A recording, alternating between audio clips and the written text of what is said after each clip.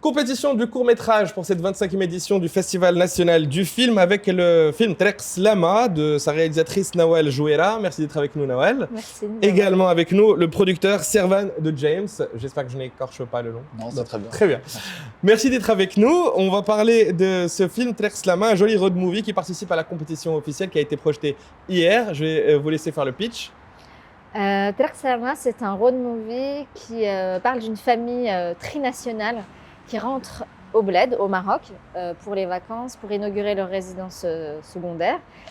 Et qui, lors de ce voyage, se pose une question qui va créer des divergences dans la famille sur où chacun veut être enterré. Donc c'est l'occasion, un prétexte aussi de se parler, de briser la glace sur certains sujets qui peuvent être très complexes et très intimes. Mais vous le disiez juste avant l'interview, vous teniez à ce que ce film ne soit pas glauque, ne soit pas centré. Enfin, même si la mort est un personnage très présent dans la discussion et dans la conversation de cette famille, ce n'est pas pour autant que ce film est triste. C'est ça. Pour moi, en fait, on parle de la vie en général. En fait, on ne parle pas vraiment de la mort. On parle de la dernière demeure. Donc, la voiture, c'est une maison temporaire dans laquelle on est en refuge, une famille qui se dit tout à l'intérieur de cet habitacle, qui est enfermé ensemble. Et la résidence secondaire qui va être inaugurée, c'est une autre maison.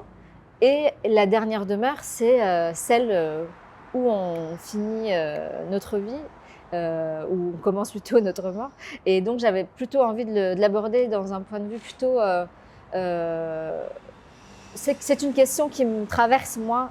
Et comme beaucoup de gens qui font partie de la diaspora marocaine et d'autres diasporas d'ailleurs dans le monde, c'est un sujet assez universel.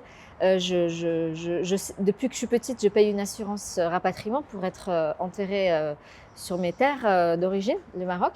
Et donc, il y a beaucoup de gens qui ne savent pas, en fait. Oui, alors je voulais, c'était ma prochaine question parce que pour beaucoup de ceux qui nous regardent, on ne sait pas que les Marocains du monde, les Algériens, les musulmans en général, c'est une vraie question qui les accompagne tout au long de leur vie. C'est où est-ce qu'ils vont être enterrés? Est-ce qu'ils vont pouvoir se payer le voyage retour, entre guillemets, pour être enterrés sur leur terre d'origine parce qu'ils tiennent absolument à être enterrés ou bien symboliquement pour être dans leur pays ou bien religieusement parce qu'ils estiment qu'ils doivent être sur une terre musulmane et ça coûte très cher ce rapatriement dans toute la vie de ces familles-là, ils la passent à payer ces assurances. Donc c'est vraiment un sujet central et une thématique très importante pour ces communautés. Oui, absolument. Ça aurait pu être on pourrait faire un long métrage juste sur ce sujet-là. C'est vraiment une thématique importante puisque en Europe ou ailleurs, il y a des cimetières avec des carrés musulmans, il y a des cimetières musulmans, il me semble. Mais quand même, les gens, il y a quelque chose de l'ordre du devoir de retour. C'est quelque chose de très intime. Il y en a qui ont fait leur vie avec dans d'autres pays en Europe ou en Amérique et dont le conjoint n'est pas forcément issu du même pays. Qui ont eu des enfants qui ont vécu toute leur vie dans un autre pays. Et donc à un moment, on leur demande d'aller visiter la tombe de leur famille dans un autre pays. Ça devient très compliqué. Au final, c'est pas qu'une question d'argent ou d'organisation. Il y a une histoire de logistique. Quand est-ce qu'on va pouvoir visiter nos proches qui sont enterrés ailleurs? Moi, je sais, mon père, il est au cimetière de Casablanca. Et à chaque fois que je viens, j'essaie de venir le voir. Mon frère aussi. Et puis, moi, la question, elle a émergé avec le décès de mon frère en 2019, qui, lui, avait décidé 1 an avant d'arrêter l'assurance. Parce qu'il a fait sa vie avec une femme française. Et donc, ses enfants sont nés en France. Et donc, elle a souhaité qu'il soit enterré.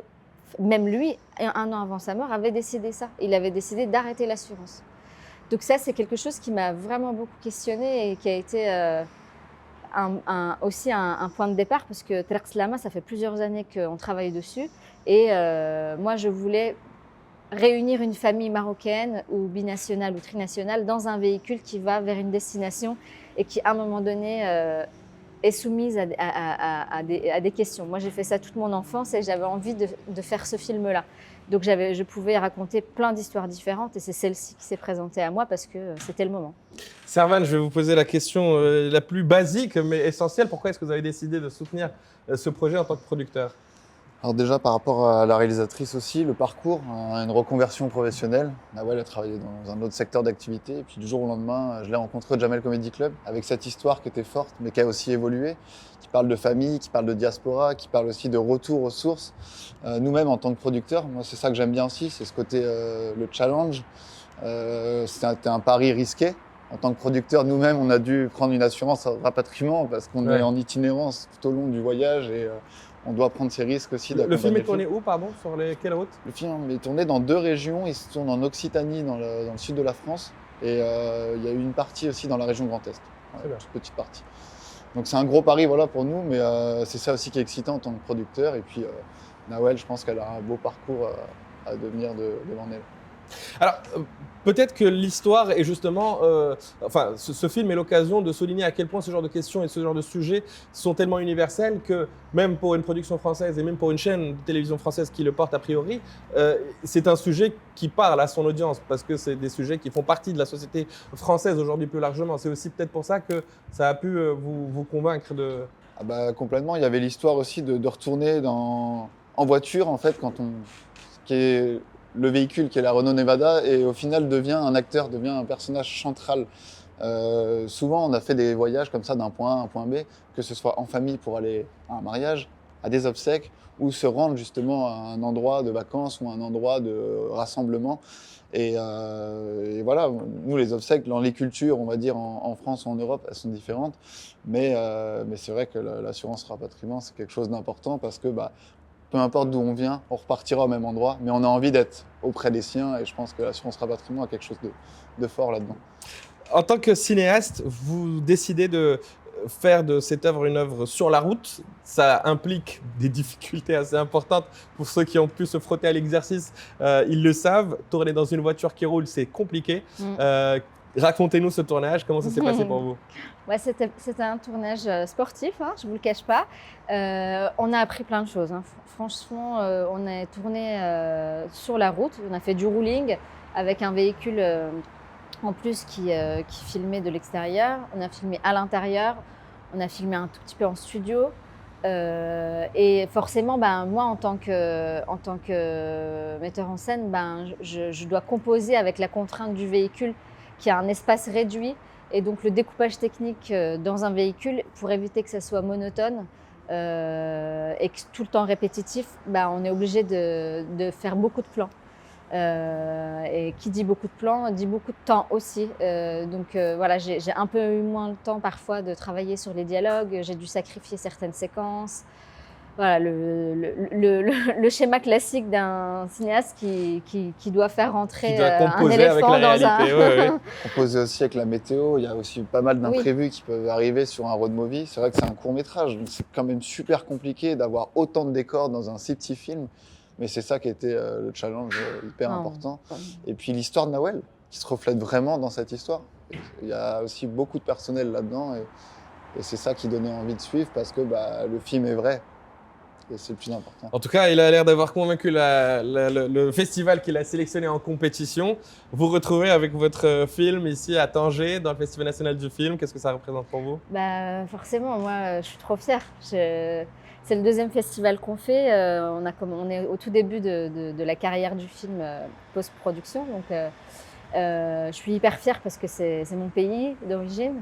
Et parce que c'est le film de Tanger et qui est un très beau festival et quand je vois la compétition, quand je vois la sélection, je me dis qu'on a énormément de chance d'être là et puis c'est un message que j'ai aussi envie de livrer à ma famille aussi au Maroc en fait. J'ai envie de leur montrer un petit bout de notre vie, de ce qu'on a vécu pendant toutes ces années quand on rentrait au Maroc. Donc voilà.